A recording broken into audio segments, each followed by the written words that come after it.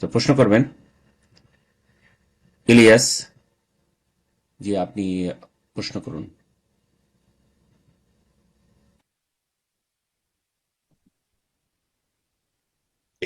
আসসালামু আলাইকুম রহমতুল্লাহ বরকাত। সম্মানিত শেখ, ওয়ালাইকুম আসসালাম রহমতুল্লাহ বরকাত। জি, আমেরিকা থেকে বলছি। বলেন। আহ, আল্লাহ আপনাকে হায়াতে হায়াতে তয়বা দান করুক, ইমান এবং আহ, সুস্থতার সাথে। আল্লাহ আপনাদের ভালো করুন, বারাকাল্লাহ ফিক। আমিন। আমাদের জন্য, আমাদের ছেলে মেয়েদের জন্য দোয়া করবেন। আল্লাহ হেফাজতে রাখুন, আল্লাহ বরকত দান করুন, দিন দুনিয়া সার্বিক কল্যাণ দান করুন। আমিন। আমার প্রশ্ন, মসজিদে যখন জামাত হয়, মিম্বর যেটা সেখানে দুই পিলারে দুইটা লেখা থাকে। একটা হলো এক সাইডে, ডান সাইডে থাকে আল্লাহ, এবং বা সাইডে থাকে মোহাম্মদ। এটা লেখা যাবে কিনা একই লেভেলে? এবং যখন আজানটা শেষ হয় তখন লা ইলাহা ইল্লাল্লাহ তখন সম্মিলিতভাবে যে পড়ে, অনেক মসজিদে দেখি যে সম্মিলিতভাবে ওই ওই শেষের বাক্যটা একসাথে পড়ে। এটা কি করা যাবে কিনা? জাযাকুমুল্লাহ খায়রান, বারাকাল্লাহু ফিক। বিসমিল্লাহির রহমানির রহিম, আলহামদুলিল্লাহ ওয়াসসালাতু ওয়াসসালামু আলা রাসূলিল্লাহ। বোন প্রশ্ন করেছেন আমেরিকা থেকে যে মসজিদে অনেক জায়গায় দেখা যায় যে মুসল্লির ডানে বামে দুই পাশে আল্লাহ লেখা আছে, ডান পাশে বাম পাশে মোহাম্মদ পিলারে লেখা আছে। এটা লেখা যাবে কিনা? এরকম লিখে রাখা উচিত নয়। এটা তো ডান বামে জিজ্ঞাসা করলেন। সাধারণত ভারত বাংলাদেশের মসজিদ গুলোতে, বেদাতিদের মসজিদের সামনে লেখা থাকে, মেহরাবের ওপরে বা ডানে বামে আল্লাহ এবং মোহাম্মদ লেখা থাকে। তো এখানে একটা সাধারণ মানুষের জন্য একটা বিভ্রান্তির কারণ হতে পারে যে যিনি আল্লাহ তিনি মোহাম্মদ, অথবা যেমন এক শ্রেণীর মাজার পূজারীরা মনে করে যে যিনি আল্লাহ তিনি মোহাম্মদ হয়ে অবতরণ করেছেন, এইরকম কুফরি কথাও রয়েছে। তো এইভাবে জনসাধারণ বিভ্রান্ত হবে, অথবা মনে করবে যে আল্লাহ যেমন দিতে পারেন না, নবীও দিতে পারেন। যেমন এক শ্রেণী লোক নবী সাল্লামকে মুখতারিকুল, সবকিছুর মালিক, তো জাহানের বাদশাহ, সবকিছুর মালিক, তিনি দাতা, এসব মনে করে থাকে। এই জন্য এইসব জায়েজ নয়। ডানে বামে লিখে রাখা তার চাইতে একটু হালকা হলো, তারপরেও এতে লাভটা কি? ডানে বামে আল্লাহ মোহাম্মদ লিখে রাখবেন, এইসব জিকির আজকাল লিখে রাখতে পারেন, লা ইলাহা ইল্লাল্লাহ লিখে রাখতে পারেন, মুহাম্মদ রাসূলুল্লাহ লিখে রাখতে পারেন, কোরআনের আয়াত লেখা থাকতে পারে, জায়েজ আছে হয়তো, এগুলো করা যেতে পারে। জি। কিন্তু কোনো প্রয়োজন নেই কোরআন আয়াত দিয়ে আপনি মসজিদকে সুসজ্জিত করবেন, এটা এক ধরনের কোরআনের অবমাননা। জি। তারপরে জিজ্ঞাসা করেছেন এই ক্ষেত্রে যে মসজিদে দ্বিতীয় প্রশ্ন করে ফেলেছেন মন, তো উত্তর দিয়ে দিই, কিন্তু একটি প্রশ্ন শোষণ করবেন না। মসজিদ যখন আজান হয়, আজানের শেষে যখন মুয়াজ্জিন বলে লা ইলাহা ইল্লাল্লাহ, তখন সবাই বলে, সবাই মানে যারা এই বিষয়টি জানে না আর ভালো মনে করে বলে। বিদআত কিন্তু ভালো মনে করে হয়, বিদআতকে খারাপ মনে করে করা হয় না। লা ইলাহা ইল্লাল্লাহ বলে, এটা একটা বিদআতি আমল। আর একটি বেদাতি আমল আছে আরব বেদাতিদের মাঝে, যেসব আরবরা বেদাত করে থাকে, হাক্কান লা ইলাহা ইল্লাল্লাহ, মানে সত্যি সত্যি লা ইলাহা ইল্লাল্লাহ, আল্লাহ ছাড়া সত্য মাবুদ নেই, সত্যি সত্যি।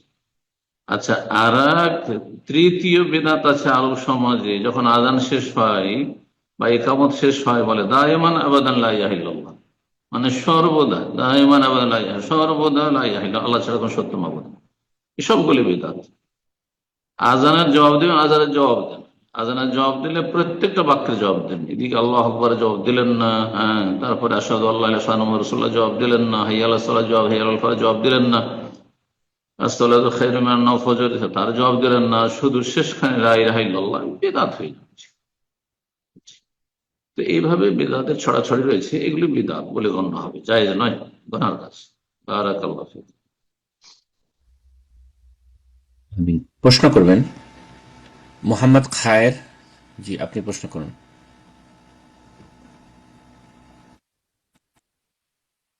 মোহাম্মদ খায়ের, জি, আপনার ডিভাইসটা আনমিউট করে নিন, প্রশ্ন করুন। আসসালামু আলাইকুম ওয়া রাহমাতুল্লাহি ওয়া বারাকাতুহু। ওয়ালাইকুম আসসালাম রহমতুল্লাহ বরকাত। আমি খায়ের, নিউ ইয়র্ক থেকে বলছি। সম্মানিত শেখ, জি, বলেন। আমরা যখন মসজিদে ঢুকে জি। তাহিয়াতুল মসজিদ 2 রাকাত পড়ি, কিন্তু হুম। আমাদের উপমহাদেশে দেখা গেছে যে এই এই এই সুন্নাহটার কোনো ইম্পর্টেন্স দেয় না। তো এইটা সম্বন্ধে আপনি একটু বলতেন যে এটা কতটুকু গুরুত্ব। জি। ভারত বাংলাদেশে অধিকাংশ বসবাসকারীরা হচ্ছে হানাফি মযহাবের। আর হানাফি মযহাবের অনুসারীদের কাছে বা তাদের আলেম ওলামাদের হাদিসের চর্চা কম, হাদিসের পঠন পাঠন কম, যার ফলে আমলও কম। অনেক সহি সহি সুন্নাহ রয়েছে, সেই হাদিস তারা প্রমাণিত, সেগুলোর প্রতি তারা আমল করে না, বরং অনেকগুলিকে নাজায়েজই মনে করে। যেমন মাগরিবের আজান একামতের মাঝখানে কেউ যদি নামাজ পড়ে এটাকে নাজায়েজ মনে করে হানাফি সমাজে, অথচ সহি সহি হাদিস রয়েছে। এইরকম তাহিয়াতুল মসজিদ, মসজিদ সালামের সালাত আহলে হাদিস মসজিদ গুলিতে আছে, যদিও একসময় গুরুত্ব এটার কম ছিল তাদের কাছে, কিন্তু আলহামদুলিল্লাহ এখন ইলমের চর্চা হয়ে তারা ভালোই গুরুত্ব দিচ্ছে আরবদের মতো। তো এটি সহি সুন্নাহ যে কোনো মসজিদে বসলে সে মসজিদের একটি আদব রয়েছে, মসজিদের একটি হক রয়েছে, যার নাম হচ্ছে তাহিয়াতুল মসজিদ, মসজিদ সালামি, দখল মসজিদ না। এই দখল মসজিদ পরিভাষাটি এটি ভুল ভাষা। মসজিদ প্রবেশ, দখল মসজিদ, মসজিদ পরিবেশ। মসজিদ পরিবেশ কি? তো তাহিয়াতুল মসজিদ, মসজিদ সালামের সালাত, সালাত তাহিয়াতুল মসজিদ, মসজিদ সালামি। জি, যেমন কারোর সাথে দেখা সাক্ষাৎ হলে সালাম দেন, ঠিক তেমনি মসজিদে আপনি বসবেন তো আপনি 2 রাকাত সালাত পড়ে বসেন। নবী সাল্লাল্লাহু আলাইহি ওয়াসাল্লাম প্রসিদ্ধ, ইযা দাখালা আহাদুকুমুল মাসজিদ, তোমাদের যে কেউ যখন মসজিদে, যখন যে কোনো সময় মসজিদে প্রবেশ করুক, ফালা ইয়াজলিস, অতক্ষণ বসবে না, হাত্তা ইউসাল্লি রাকাতাইন, যতক্ষণ 2 রাকাত না পড়ে নেবে, হাত্তা ইয়ারকা রাকাতাইন, যতক্ষণ 2 রাকাত না আদায় করে নেবে। বিভিন্ন ভাষায় হাদিস গুলো রয়েছে। আল্লাহ যেন সহি সুন্নাহ মোতাবেক আমলের তৌফিক দান করেন। এই সুন্নাহটি আমাদের দেশে এক মৃত সুন্নাহ ছিল, জেগে উঠেছে আলহামদুলিল্লাহ। হ্যাঁ, আর ধীরে ধীরে কোরআন এবং হাদিস দলিলের চর্চা হচ্ছে, সুতরাং মানুষের যেমন জ্ঞান বৃদ্ধি পাচ্ছে, তো আমলের কোয়ালিটিও সুন্দর হচ্ছে। আল্লাহ আরো বেশি তৌফিক দান করেন। প্রশ্ন করবেন ইয়াদ। জি, আপনি প্রশ্ন করুন।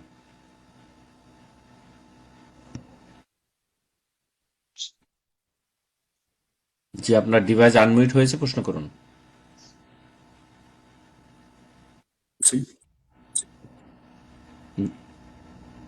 জি ইয়াদ, আপনার আসসালামু আলাইকুম। ওয়ালাইকুম আসসালাম ওয়া রাহমাতুল্লাহ, বলেন। জি, ঢাকা থেকে বলছি। জি জি, বলেন প্রশ্ন। জি, আহ, আমার প্রশ্ন ছিল আপনার হলো পাশে মুদ্রা। ভাই ইয়াদ, আপনার মাইক্রোফোন, আপনি প্রশ্ন করার পূর্বে আপনার পাশে জি জি, কোনো এবার ঠিক আসছে। স্পিকার বন্ধ করে নিন। জি, জাযাকাল্লাহ খায়ের। জি, জি, এবার ঠিক আসছে। জি, যদি কেউ ইসলাম ত্যাগ করে তাহলে তার শাস্তির বিষয়ে আমার এখানে 2টা মত পাইছে। একজন বলছে যদি সে ইসলামের বিরুদ্ধে কথা বলে বা ইসলামের বিরুদ্ধে কোনো কাজ করে তাহলে তাকে শাস্তি মৃত্যুদণ্ড দেওয়া হবে। আর যদি সে ইসলামের বিরুদ্ধে কোনো কাজ না করে তাহলে তার মৃত্যুদণ্ড বলে বাতিল হবে বা সে নর্মাল জীবনযাপন করতে পারবে এই বিষয়ে, যদি ইসলাম ত্যাগ করে। 2টা যখন আলেম 2 রকম ইসলামের মতবাদ দিচ্ছে।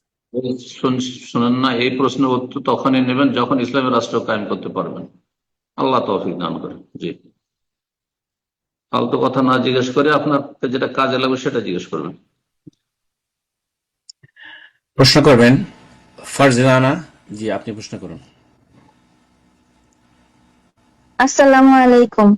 আমি ইউএসএ থেকে বলছি। আমার কোশ্চেন হচ্ছে যে 5 ভরি সোনা আর যদি 30 বা 40 হাজার টাকা ক্যাশ থাকে তাহলে এর উপর কি জাকাত হবে কিনা? 5 ভরি সোনা রয়েছে আর 30,000 টাকার ক্যাশ রয়েছে। একদল বলছেন যে স্বর্ণ চাঁদি দুটোকে একসাথে করে দিতে হবে, দিয়ে জাকাত দিতে হবে। তো এই মতের ওপর জাকাত ফরজ হবে, কারণ চাঁদের নেশাব ধরলে 5 ভরির সাথে এটা মিলালে জাকাত ফরজ হয়ে যাবে। কিন্তু 7.5 ভরি স্বর্ণ না হলে জাকাত ফরজ হয় না। জি, তো এই জন্য যদি সতর্কতামূলক জাকাত দিয়ে দেন তো এটা আপনার জন্য ভালো। এহতিয়াত, সতর্কতা, সাবধানতামূলক জাকাত দিয়ে দেন তো এটা আপনার জন্যই নিরাপদ। আল্লাহু আ'লাম। প্রশ্ন করবেন আব্দুল্লাহ ইমরান। জি, আবু আব্দুল্লাহ ইমরান। জি, আপনি প্রশ্ন করুন। আসসালামু আলাইকুম রহমতুল্লাহি ওয়া বারাকাতুহু। ওয়ালাইকুম আসসালাম রহমতুল্লাহ বরকাত। জি শাহেখ, আপনি ভালো আছেন? আল্লাহর কাছে আপনার নেক হায়াত এবং হায়াতে তৈয়বা কামনা করি। আল্লাহ যেন সকলে আপনার বলছেন সাহায্য আমিন। এবং বারাকাল্লাহ। জি শাহেখ, আমি মাসকাট ওমান থেকে বলছি শাহেখ। প্রশ্ন করেন, বলেন। জি শাহেখ, আমি আহ, আগামী মাসে প্রথমে নিয়ত করেছি বাড়িতে যাবো ইনশাআল্লাহ, আল্লাহ যদি নেয়। শাহেখ, আমার একটা প্রশ্ন হচ্ছে, আমার 4 বছরের একটা মেয়ে আর 1 বছর একটা ছেলে আছে। তো তাদের দিনী তারবিয়ত এবং তাদের ইসলামিক পরিবেশের মাধ্যমে যদি লালন পালন করতে যাই, এবং আমার প্রবাসে থাকাকালীন কিভাবে তাদেরকে আমি পরিচালনা করতে পারি, যদি একটি দিনী তারবিয়ত দিতে পারি, একটু আমার হুম, নসিহত করতেন শায়েখ, সালাফদের বুঝ অনুযায়ী, কিন্তু আমার কোনো শীতলতা না প্রকাশ হোক তাদের কাছে, এবং হুম। তার চরমপন্থাও যেন না যাক, বাড়াবাড়ি যেন না হয় শায়েখ। তো এই নিয়ে একটু আপনার কাছে নসিহত চাচ্ছি শায়েখ, তাদেরকে দিনদার বানাতে পারি ইনশাআল্লাহ বিদিনিল্লাহ। বারাকাল্লাহ ফিকুম। প্রথম কথা, প্রবাসে আছেন আর ছেলে মেয়েরা দেশে আছে, সরাসরি তাদের ইমানি প্রতিপালন করা খুব কঠিন। তো এই ক্ষেত্রে মুখ্য ভূমিকা পালন করতে হবে আপনার স্ত্রীকে ভূমিকা পালন করতে হবে। আর তারপরে বাচ্চাদের শিখার বয়সটা কেমন সেটা আপনাকে লক্ষ্য রাখতে হবে। এই সময় ধরেন 4 বছর 5 বছর, বা এত মুখ ফুটেছে কথা বলতে পারছে 3 বছর, এই সময়গুলোতে আপনি ইসলামের আর কি শিখাবেন, তবে হ্যাঁ, আল্লাহর নাম উচ্চারণ করাবেন, হ্যাঁ, কালেমা তাইয়্যিবা উচ্চারণ করাবেন, লা ইলাহা ইল্লাল্লাহ, হ্যাঁ, কিছু গুরুত্বপূর্ণ দোয়াগুলি মুখস্থ করাবার চেষ্টা করবেন, হ্যাঁ, প্রতিদিন যেগুলি পড়তে হয়, সে সুন্নত হোক আর যাই হোক, এইভাবে চেষ্টা করে যাবেন। হ্যাঁ, ইমানি তরবিয়ত, এর উপরে একটা আলোচনা করেছি গত সপ্তাহে, শুনে নেবেন, শুনে নিয়ে আমল করবেন। আর 7 বছরে যেহেতু সালাতের নির্দেশ দেওয়া হয়েছে, সুতরাং তার আগে 5 বছর থেকে শুরু করে 5-6 বছর বয়স, এই বয়সগুলোতে তাহারা পবিত্রতা শিখাবেন, ওযু, গোসল ইত্যাদি এসব, তায়াম্মুম, তারপরে সালাতের দোয়া, জিকির আজকার ইত্যাদি কিছু সূরা মুখস্থ করানো, এগুলো করবেন। আর তার উপরে সাধারণত লেখাপড়া মানুষের বা বাচ্চাদের 6 বছর থেকে শুরু হয়। তার আগে কোনো জরুরি নাই যে তার আগে আপনাকে লেখাপড়া করাইতে হবে, কিন্তু যদি ধারণ ক্ষমতা ভালো থাকে, তার আগে কোরআন মুখস্থ করতে পারেন তাহলে ভালো।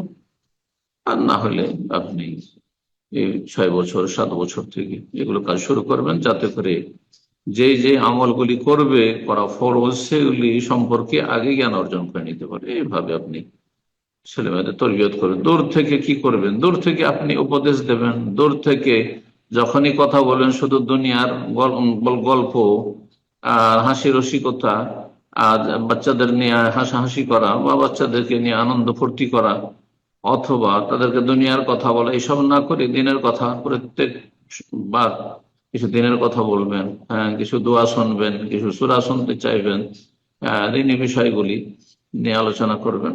আর স্ত্রীকে উপদেশ দেবেন যে তাদের যেন ইমানি যত্ন নাই, এসব করবেন। আর সরাসরি তরবিয়ত অত্যন্ত গুরুত্ব রাখে, এই জন্য অধিকাংশ প্রবাসীরা ছেলে মেয়েদের ইমানি তরবিয়তের ক্ষেত্রে কঠিন সমস্যার সম্মুখীন হয়।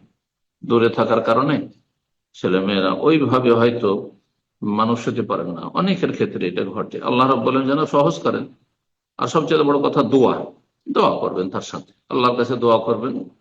আল্লাহ যদি দোয়া আপনার কবুল করেন, তো ইমানি তরবিয়তকে আল্লাহ সহজ করে দেবেন, ছেলে মেয়েদের নেক হায়াতকে আল্লাহ সহজ করে দেবেন। জি, দোয়া করবেন, দোয়া করতে গাফিলতি করবেন।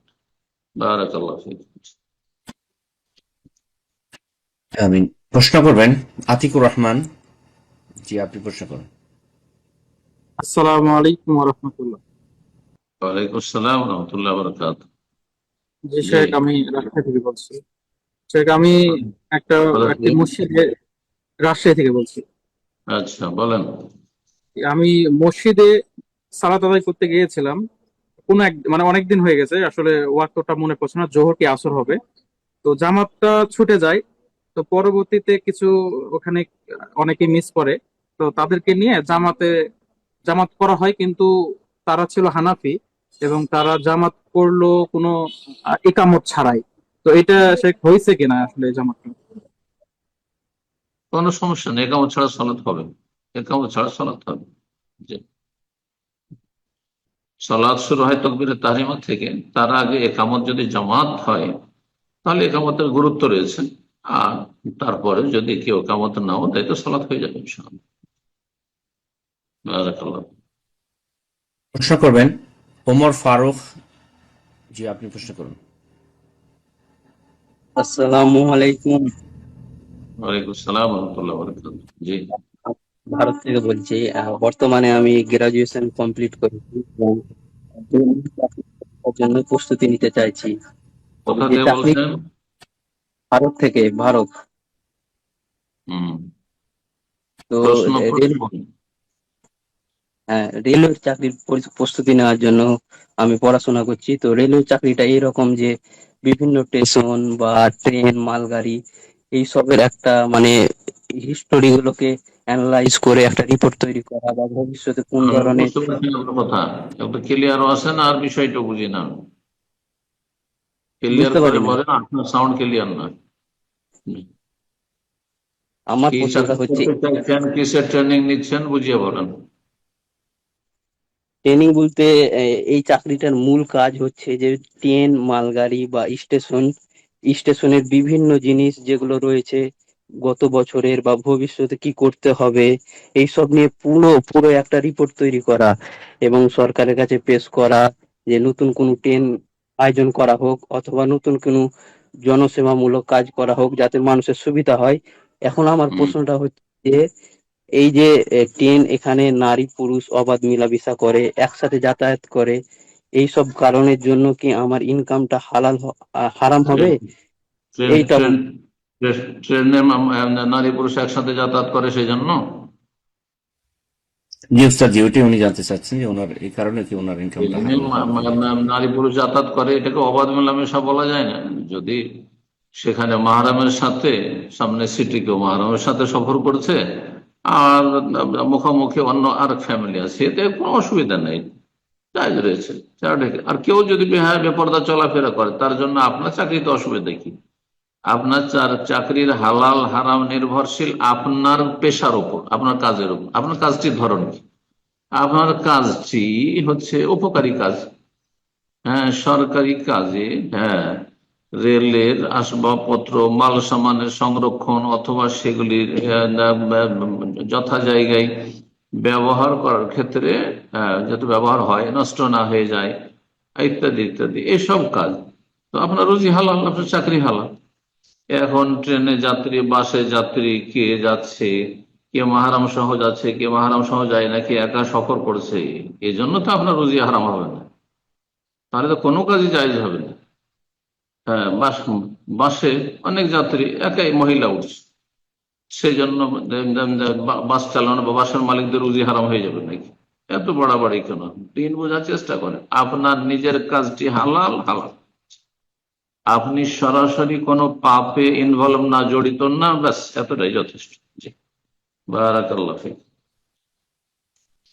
প্রশ্ন করবেন রুহুল আমিন। জি, আপনি প্রশ্ন করুন।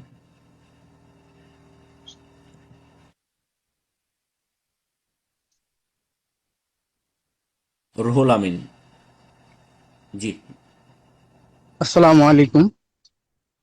ওয়ালাইকুম আসসালাম ওয়া রাহমাতুল্লাহি ওয়া বারাকাতুহু। আমার বাড়ি হচ্ছে দিনাজপুর। জি, প্রশ্নটা ছিল যে এখন ধরো ডেলিভারি কেস ছবি টবি তোলার জন্য খুব অসুবিধা, ছেলে ডাক্তার, আবার তোমার হচ্ছে ছবি তোলার জন্য ছেলে ডাক্তার, দেখানোর জন্য ছেলে ডাক্তার, যাই হোক সেগুলো কোনো রকম করে ম্যানেজ হয়েছে মেয়ে ডাক্তার। কিন্তু যে সেন্টারে যাই আমরা, সেন্টারে গিয়ে তোমার হচ্ছে ডাক্তার আসছে, ওখানে চেক আপ না করলে জন্ম সার্টিফিকেট বা তোমার অন্য কিছু মানে যে আশাগুলো থাকে আমাদের এখানে, তারা একটু হুম। সমস্যা করছে যে তোমাকে দেখাতে হবে, মানে পর্দার খুব ব্যাঘাত হচ্ছে। তো একটু ওটা জানার ছিল যে পর্দাটা মানে পরিপূর্ণ হচ্ছে না আমার স্ত্রীর, তো আমরা কি করতে পারি ওই জন্য? যথাসাধ্য চেষ্টা করবেন গুনাহ থেকে বাঁচা। ফাত্তাকুল্লাহ মাস্তাতাতুম, আল্লাহ বলছেন সূরা তাগাবুনে, যথাসাধ্য আল্লাহকে ভয় করো। আপনি যদি জানেন যে আমার এই কাছের হসপিটালে মহিলা ডাক্তার নেই আর আমার স্ত্রী চিকিৎসা করবো, একটু দূরে আছে, একটু পয়সা বেশি খরচ হবে, আমি করতে পারবো, তাহলে সেটাই করবেন। আর যদি দেখা যায় যে না, আমি যতটা আমার কাছে আর্থিক সচ্ছলতা আছে বা পয়সা আছে বা যতটা সম্ভব তাতে আমি কোনো মহিলা ডাক্তার পাচ্ছি না, পুরুষ ডাক্তার কাছে নিরুপায় যেতেই হচ্ছে, তখন জায়েজ, তখন জায়েজ। আল্লাহ সেই ক্ষেত্রে ধরবেন না, আল্লাহ সহজ করুন। বারাকাল্লাহ ফিক। আল্লাহ হেফাজত রাখুন। আমিন। প্রশ্ন করবেন শাফি। জি, আপনি প্রশ্ন করুন। আসসালামু আলাইকুম শেখ। ওয়ালাইকুম আসসালাম ওয়া রাহমাতুল্লাহি ওয়া বারাকাতুহু। জি, বাংলাদেশ রাজশাহী থেকে বলছি শেখ। বলেন প্রশ্ন। আমার প্রশ্ন হলো, বাংলাদেশের প্রেক্ষিতে প্রায় সব শিক্ষা প্রতিষ্ঠানগুলোতে এখানে ফ্রি মিক্সিং আছে, তো এইখানে ছেলেদের জন্য চাকরি করা কি জায়েজ হবে? আপনার চাকরিতে একেবারে একাকার যদি না হয়ে যেতে হয়, বেঁচে থাকতে পারছেন, আপনি হয়তো শিক্ষকতা করছেন আর ক্লাসে পড়িয়ে দিয়ে সামনে হয়তো মেয়েরা আছে, যদি সম্ভব হয় তবে হিজাব করতে বলবেন সেখানে, আর তারপরে আপনি সেখানে দৃষ্টি নত রাখবেন আর পড়িয়ে চলে আসবেন, তাহলে জায়েজ হতে পারে। কিন্তু একাকার হওয়া, সেটা যে একসাথে পাশাপাশি বসে একই ল্যাবে কাজ করছেন, একই সাথে স্বামী স্ত্রীর মতো গল্প চলছে, হ্যাঁ, হাসি রসিকতা চলছে, আর নির্জনতা, হ্যাঁ, একজন পুরুষ ডাক্তার, ফিমেল নার্স, আর দরজা বন্ধ করে হ্যাঁ সে ডিউটি করছে, এইরকম চাকরি হারাম, এরকম চাকরিগুলো হারাম। বুঝতে পেরেছেন? জাযাকুমুল্লাহ খাইর। করবেন তাসনিম। জি, আপনি প্রশ্ন করুন।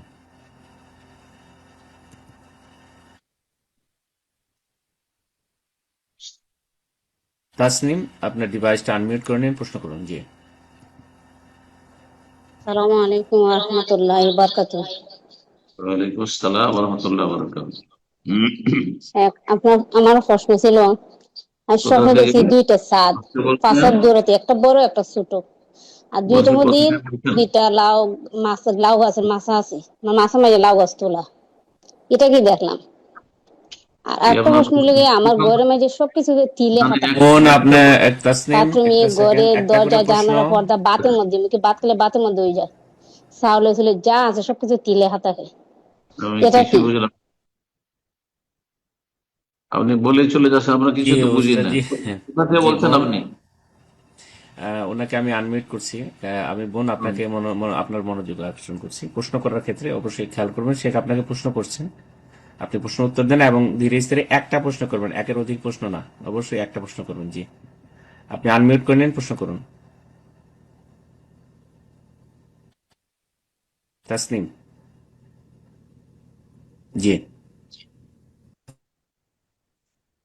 বলেন, জি, আপনার প্রশ্ন বলেন, বুঝিনি, তাড়াহুড়া করিয়েন না, একটু স্পষ্ট আর একটা একটা প্রশ্ন বলেন।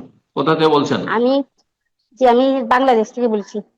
জি, তো একটা প্রশ্ন বলেন, এত তাড়াতাড়ি করে চলে যাচ্ছেন তো, আমরা কিছু বুঝি না তো। আচ্ছা, আমি স্বপ্নে দেখি দুইটা ছাদ, জি, একটা ছাদ বড়, একটা ছাদ ছোট, আর ছাদের মধ্যে দুইটা বাঁশের মাচা, দুইটা ছাদের মধ্যে লাউ মাছা আছে, লাউ গাছ তোলা, এটা কি দেখছি? জি ওস্তাদ, জি সম্ভবত উনি বলছেন, উনি স্বপ্নের কথা বলছেন, উনি স্বপ্নে, আপনি কি স্বপ্নের কথা বলছেন বোন? জি, জি। জি, উনি না না, স্বপ্নে চাঁদ দেখছেন। জি। স্বপ্নের তাবির করি না আমি। জি, আমি আমার নিজের স্বপ্নের তাবির হওয়ার চেষ্টা করি, অন্যের চেষ্টা করি না। আর এইভাবে সোশ্যাল মিডিয়ার স্বপ্নের তাবির করার জন্য আসে, মাসলা বলার জন্য এসেছি। জি, বারাকাল্লাহু ফিকুম। স্বপ্ন প্রশ্ন নয়। করবেন লুলু। জি, আপনি প্রশ্ন করেন।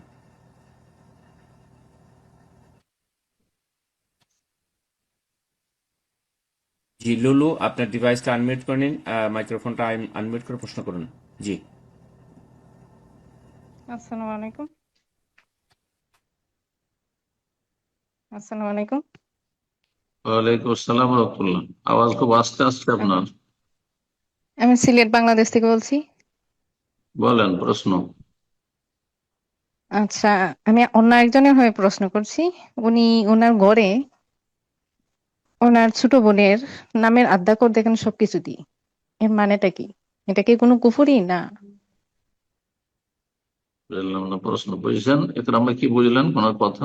জি, আমি বুঝতে পারিনি। ছোট বোনের কথা কিছু বলছেন আপনি, একটু আচ্ছা, একটু আমি স্পষ্ট আবার করে বলছি বলুন। জি। হ্যাঁ বলেন।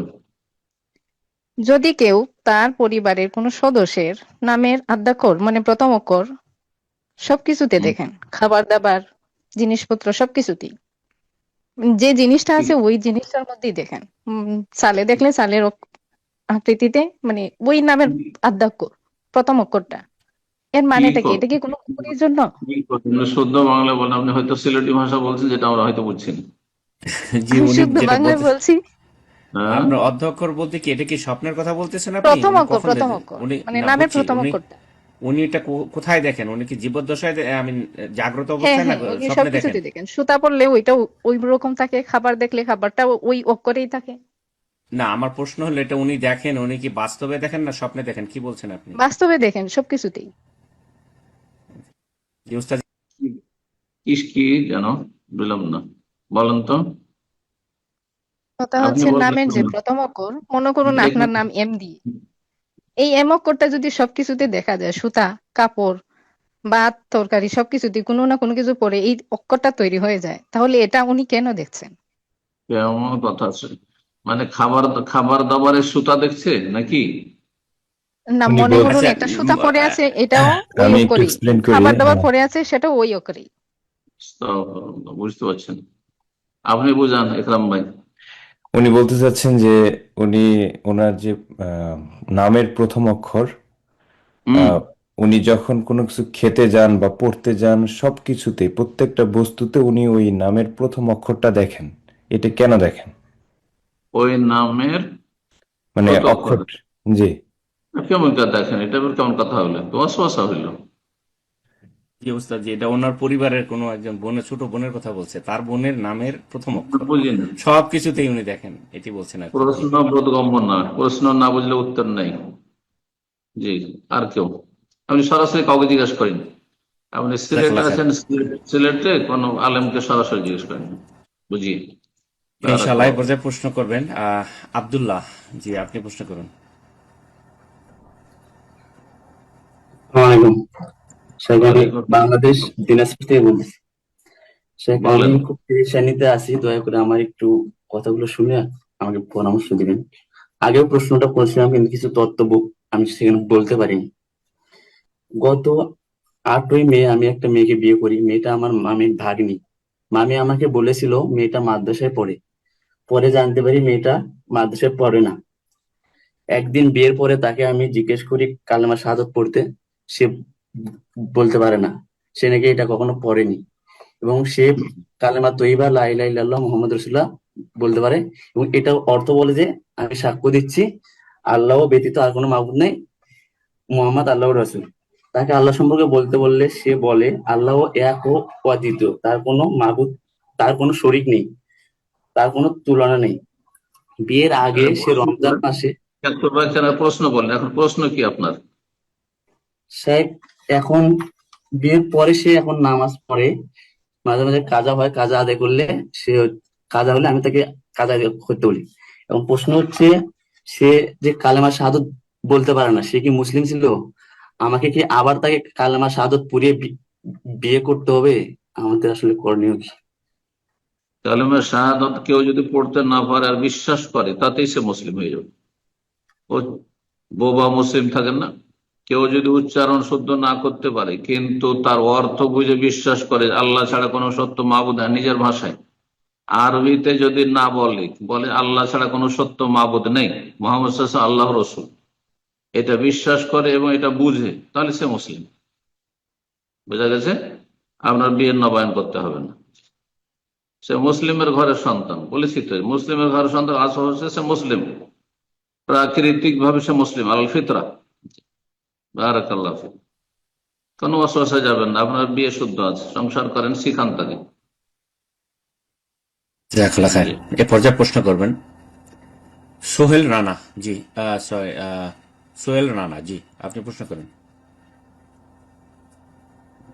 আসসালামু আলাইকুম সম্মানিত শায়েখ। ওয়ালাইকুম আসসালাম ওয়া রাহমাতুল্লাহ। জি। শায়েখ, আমার প্রশ্ন হচ্ছে যে অনেকে পশ্চিমবঙ্গের মধ্যে অনেকে ঈদের সময় তাদের কথা যে ধরুন আরো একদিন আগে ঈদ হয়, তো তাদের কথা সেই দিনও যদি 18 তারিখে সৌদি আরবে ঈদ হয় তাহলে পশ্চিমবঙ্গে 18 তারিখে ঈদ পালন করতে হবে। তাদের কথা হচ্ছে যে ঈদ একদিনে পালন হয়, ঈদ 2 দিন হয় না। তো অতএব এটা মানে মানে নিয়মটা কি? যদি সারা বিশ্বের মুসলিমরা এক হয়ে যেত 1400 বছরের ইতিহাসে, তাহলে সেটা সম্ভব হইতো। এ কথা শেখ আলবানী বলেছেন রাহিমাহুল্লাহ। কিন্তু 1400 বছর আগে থেকে, 1400 বছর থেকে শুরু করে আজ পর্যন্ত কোন জামানায় এই ঐক্য হয়নি বিশ্বের। কথা বোঝা গেছে? বরং প্রত্যেক অঞ্চল, প্রত্যেক দেশের মানুষ চাঁদ দেখে ঈদ করেছে, চাঁদ দেখে রোজা শুরু করেছে, চাঁদ দেখে হজ করেছে। সুতরাং সে অনুযায়ী আমল করবেন। জি, ঐক্যকরণ সম্ভব হয়নি বিগত জামানে, সুতরাং এখনো সম্ভব নয়, ফিতনা ফাসাদি হবে। জি, বারাকাল্লাহ ফিক। প্রশ্ন করবেন রুহুল আমিন মামুন। জি, আপনি প্রশ্ন করুন।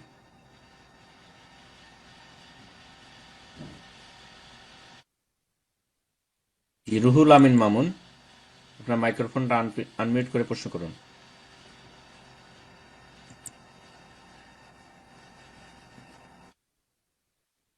এ পর্যায়ে আমরা আরেকজনকে সুযোগ করে দিচ্ছি, প্রশ্ন করবেন তাহমিনা। জি, আপনি প্রশ্ন করুন।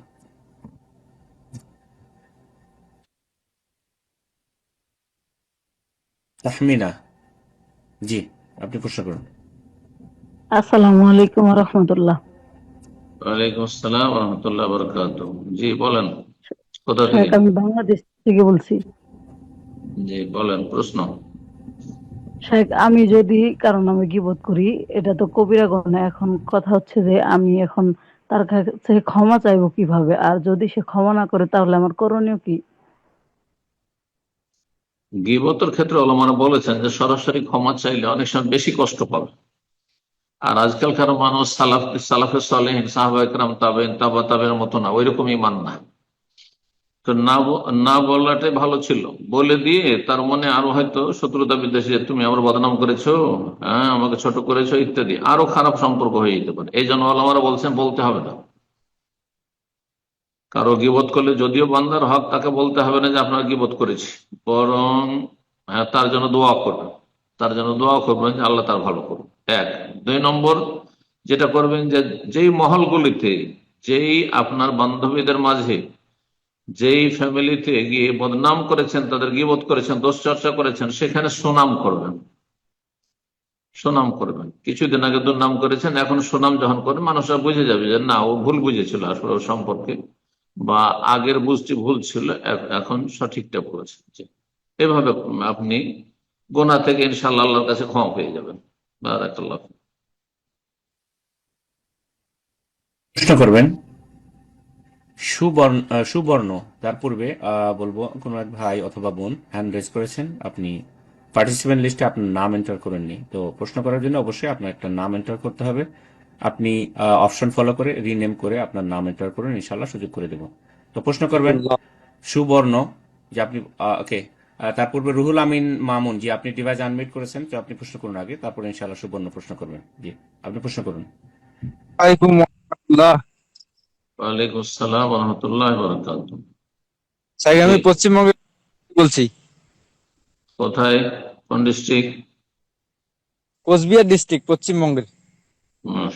বলেন প্রশ্ন। আমার প্রশ্ন হচ্ছে স্যার, যে ড্রাইভিং লাইসেন্স ছাড়া গাড়ি চালিয়ে যদি কাউকে কেউ মেরে ফেলে, তাহলে সেই ব্যক্তি কি, এটা কি মার্ডার হবে? যেহেতু ড্রাইভিং লাইসেন্স ছাড়া গাড়ি চালাচ্ছে, এমনি একটা সরকারি বেআইনি কাজ করতেছে, সে এমনিতে অপরাধ সরকারি আইনে, তারপরে একজনকে মেরে, সে হতে পারে বুড়া কিংবা হতে পারে নাবালক। জি, এটাই। তাহলে সেটা কি মার্ডার হবে কিনা আর কি, মানে তিনার ওই ছাড়া কেউ যদি গাড়ি চালায়, তাহলে প্রথম আল্লাহর নাফরমানি করলো, কারণ আল্লাহ এটা নিষেধ করেছেন। 2 নম্বর সরকারি আইন অমান্য করলো। 3য় গুনাহ করলো। সরকারি আইন, বৈধ কাজের ক্ষেত্রে যেসব আইনগুলি রয়েছে, কোন পাপ করতে আমাকে বাধ্য করা হয় না, আপনাকে বাধ্য করা হয় না, ভালো কাজ। ড্রাইভিং লাইসেন্স আপনি নেন, তারপরে গাড়ি চালান বলছে, এটা গঠনমূলক কাজ।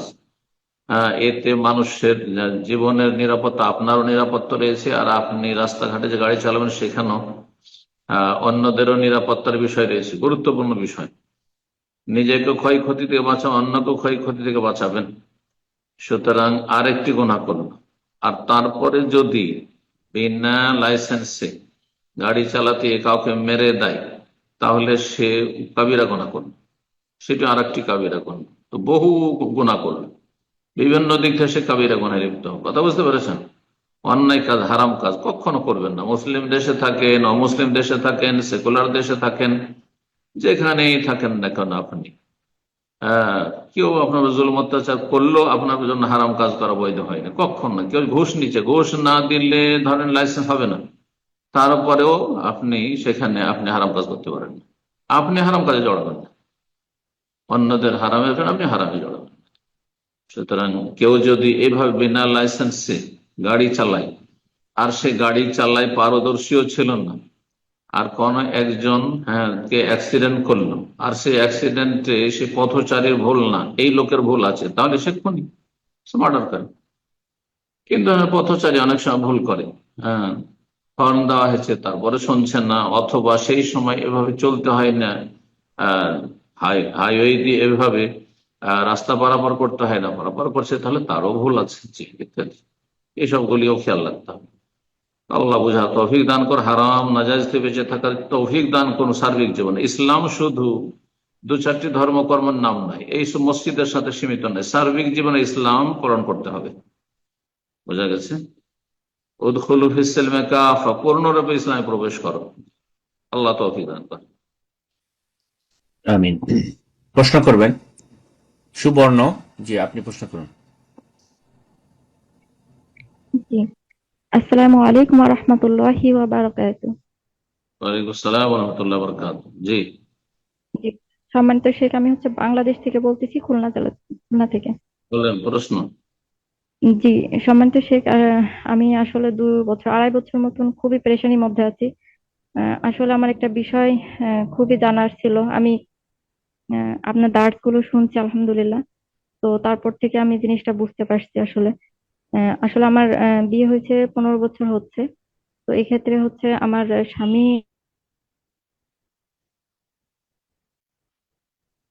বলেন। অত্যাচার তো আপনার কথা ভেঙে গেছে, আপনার স্বামী থেকে, এরপর থেকে কথা শোনা যায়নি। আপনি আবার একটু প্রশ্নটা কন্টিনিউ করুন। আপনার স্বামী থেকে। ইনশাল্লাহ। জি, সম্মানিত শেখ, উনি আমার বিয়ে যে 15 বছর হয়েছে, পরে 5-6 বছর মতন আর কি আমার স্বামী আমার সাথে খুবই খারাপ ব্যবহার করে, অত্যাচার করে, মারধর করতো। তো দেখা যাচ্ছে যে সেক্ষেত্রে উনি আমাকে রাগ করতো। রাগ করার ক্ষেত্রে দেখা যাচ্ছে অনেক সময় তালাকের কথা। এখন শেখ, আমি একটা বিষয় ক্লিয়ার করি, সেটা হচ্ছে উনি আমাকে ছেড়ে দেওয়ার কথা বলতো, মানে বা তোমাকে রাখবো না, এই ধরনের। ভালো হবে, ঠিক হবে। মাঝে মাঝে আটকে যাচ্ছে, প্রশ্ন ক্লিয়ার করেন। কি প্রশ্ন? মারধর করতো এতদূর শুনেছি, আল্লাহ জালেমকে হেদায়েত দান করুন, তার অনিষ্ট থেকে আল্লাহ রক্ষা করুন, তার কল্যাণগুলি আল্লাহ দান করুন। জি, উনি আমাকে বোন সম্ভবত ওস্তাদজি তালাক সম্পর্কিত প্রশ্ন করতে চাচ্ছেন, তো আপনি এটা কন্টিনিউ করবেন। তালাকের প্রশ্ন করিয়েন না, তালাকের প্রশ্ন অনলাইনে না, ওখানে খুলনা তো বড় বড় শেখের আছেন, আলেমরা আছেন, আহলে হাদিস আমাদেরকে জিজ্ঞেস করে নেবেন। জি, বারাকাল্লাহ ফিক। সরাসরি জিজ্ঞেস করতে। জীবন, আপনার কথা অস্পষ্ট ছিল, আর যতটুকু আমরা বুঝতে পারছি যে আপনি তালাক সম্পর্কিত প্রশ্ন করার চেষ্টা করছেন, তো ইনশাআল্লাহ অন্যকে সুযোগ করে দিচ্ছি। এরপর যা প্রশ্ন করবেন রাজু জি, আপনি প্রশ্ন করুন।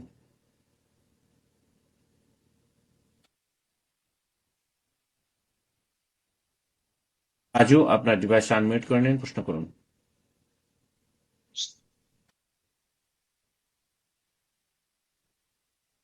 জি জি, ওয়ালাইকুম আসসালাম ওয়া রাহমাতুল্লাহি ওয়া বারাকাতুহু। জি, আমার প্রশ্নটা হচ্ছে, আমরা যারা বাংলাদেশে বিতের 3 রাকাত নামাজ পড়ি, তো আমরা মূলত রুকুতে যাওয়ার আগে দোয়া কুনুত পড়ে থাকি। তো দোয়া কুনুতের আগে আমরা একটা উল্টা তাকবীর, যেটাকে বলা হয় উল্টা তাকবীর, দিয়ে থাকি দোয়া কুনুত পড়ার আগে। তো এটা কি সহিহ হাদিস দ্বারা মানে প্রমাণিত? আর একটা বিষয় হচ্ছে শায়েখ, আমরা আরেকটা ওই যে দোয়া পড়ি যে আউযু বিকালিমাতিল্লাহি তাম্মাতি মিন শাররি মা খলাক, এটা কি সকালবেলা পড়া যাবে? এটা মূলত হাদিসে মনে হয় যে সন্ধ্যার দিকে পড়ার জন্য বলা হয়েছে। তো এটাই আমার প্রশ্ন ছিল। আউযু বিকালিমাতিল্লাহি তাম্মাতি মিন শাররি মা খালাক সন্ধ্যাবেলা জিকির আছে, সন্ধ্যাবেলা পড়ার কথা আছে, বা যে কোনো অবতরণ করলে আছে, কিন্তু সকালবেলা পড়া হাদিস দ্বারা প্রমাণিত নয়, এই জন্য সেটা করবেন না। আল্লাহু আলাম। একটি প্রশ্ন, আর একটি প্রশ্ন কি ছিল বলে গেল। জি উস্তাদজি, অভিতের সম্পর্কে বলছিলেন বাংলাদেশের 3 রাকাত ভিতরের সালাত, অভিতের সালাত যে বাংলাদেশে 3 রাকাত ভেতরের সালাতে রুকুর আগে যদি কোনত পড়ে তো সূরা পড়ার পরে কোনত পড়ে নেবে। তাকবীর যদি পড়তে হয়, যা হানাফিরা করে, তাহলে ওরা প্রমাণ দিবে। আমার জানা নাই যে এখানে কোনো তকবীর আছে, কারণ তকবীর নড়াচড়ার সময় ইউকাব্বিরু ফি কুল্লি খাফদিন ওয়া রাফিন, নবী সাল্লাল্লাহু আলাইহি ওয়াসাল্লাম তাকবীর পাঠ করতেন সালাতে, হয় ঝুঁকলে না হলে উঠলে, হ্যাঁ হরকত করলে। এখানে কোনো হরকত নাই, নড়াচড়া নাই, বিনা নড়াচড়ায় তকবীর প্রমাণিত নয়। সুতরাং এটি সুন্নতের খেলাফ মনে হয়। আল্লাহু আকবার। তারপরে যদি আপনি মুক্তাদি হন তো তাদের অনুকরণে ওইভাবে পড়বেন, কিন্তু আপনি তকবীর দেবেন না, তারা দিচ্ছে। জি, বারাকাল্লাহ। আমিন। আমরা একদম প্রোগ্রামের শেষ পর্যায়ে চলে এসেছি। আজকে সর্বশেষ প্রশ্ন নেব ইনশাআল্লাহ। এর মাধ্যমে আজকের প্রশ্নোত্তর পর্ব শেষ হয়ে যাবে ইনশাআল্লাহ। যারা হ্যান্ড রেজ করেছিলেন অনেকেই এখনো হ্যান্ড রেজ করে আছেন, আমরা আগামী প্রোগ্রামে আপনাদের প্রশ্ন করে নেওয়ার চেষ্টা করবো ইনশাআল্লাহ। সর্বশেষ প্রশ্ন করবেন আব্দুল খালেক, আপনি প্রশ্ন করুন। জি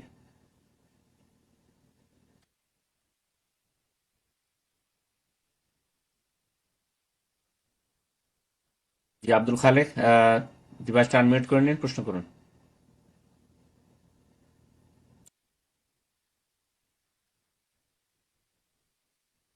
আপনি ইনশাআল্লাহ, আমরা অন্য আরেকজনকে সুযোগ করে দিই, প্রশ্ন করবেন কাজী ইভা।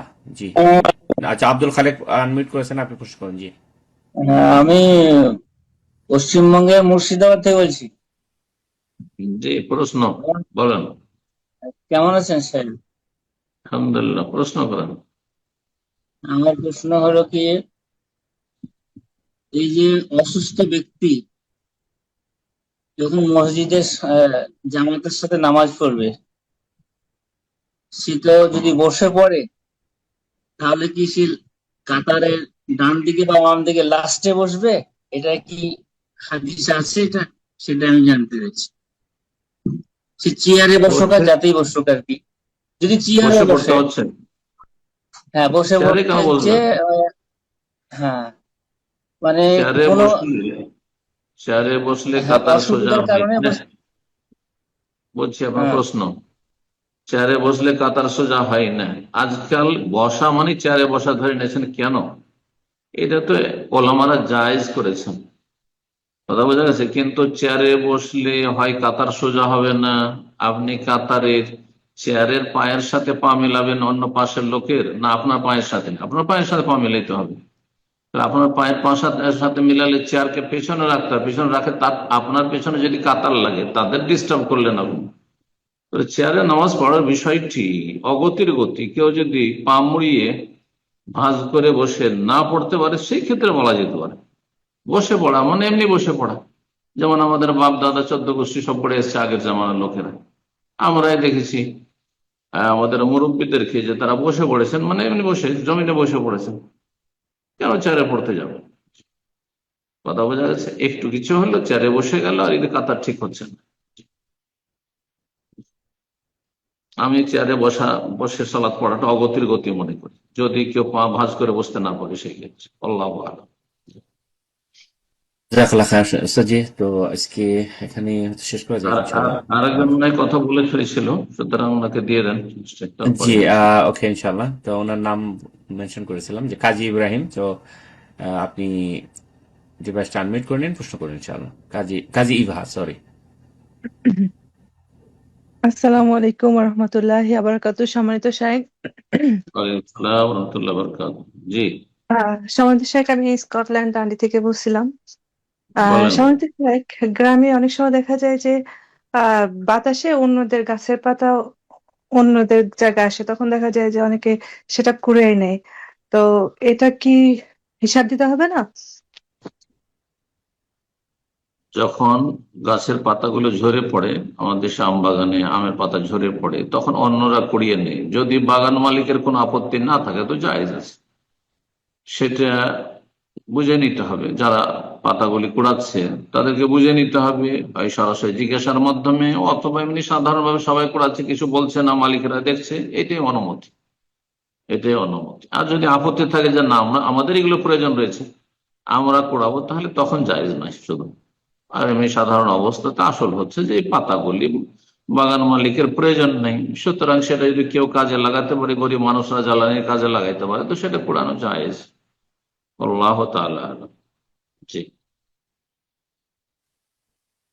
জাযাকাল্লাহ খায়ের। সেই ওস্তাদজি, তো আজকে এখানে শেষ করা যায়, দোয়া করে শেষ করবেন। বারাকাল্লাহু ফিকুম জামিআন। জাযাকুমুল্লাহ খাইর। যেসব ভাই বোন আমাদের সাথে বিভিন্ন দেশ থেকে, আল্লাহ রাব্বুল আলামিনের কাছে দোয়া করে আল্লাহ তাদেরকে সার্বিক কল্যাণ দান করে, সমস্ত অনিষ্ট বালা মুসিবত থেকে, জালেমের জুলুম থেকে আল্লাহ হেফাজতে রাখেন। আল্লাহ রাব্বুল আলামিন মাজলুম ভাই বোনদেরকে সাহায্য করেন। আল্লাহ রাব্বুল আলামিন ঈমান ইসলামকে আমাদের শক্তিশালী করেন। মুসলিম ভাই বোনদেরকে আল্লাহ রাব্বুল আলামিন যেন সার্বিক নিরাপত্তা হেফাজতে রাখেন। আল্লাহ রাব্বুল আলামিনের কাছে দোয়া করি দিন দুনিয়ার সার্বিক শান্তি দান করে, পারিবারিক শান্তি, ব্যক্তি জীবনের শান্তি, মানসিক শারীরিক আর সর্বস্তরের শান্তি আল্লাহ দান করেন। আর্থিক সংকট থেকে মুক্তি লাভের তৌফিক দান করেন। যেসব ভাই বোনদের আর্থিক সংকট রয়েছে আর বিভিন্ন রকম সংকট বালা মুসিবত রয়েছে, সেগুলি থেকে আল্লাহ যেন মুক্ত করেন। অসুস্থ ভাই বোনদেরকে আল্লাহ যেন সুস্থ করে দেন। আর আল্লাহ রাব্বুল আলামিন আমাদের ছেলে মেয়েদেরকে ঈমান ইসলামের উপর যেন কিয়ামত পর্যন্ত বহাল রাখেন। রব্বানা আতিনা ফিদ দুনিয়া হাসানাহ ওয়া ফিল আখিরাতি হাসানাহ ওয়া কিনা আযাবান নার। সাল্লাল্লাহু আলা নবিয়িনা মুহাম্মদ ওয়া আলা আলিহি ওয়া সাহবিহি আজমাইন।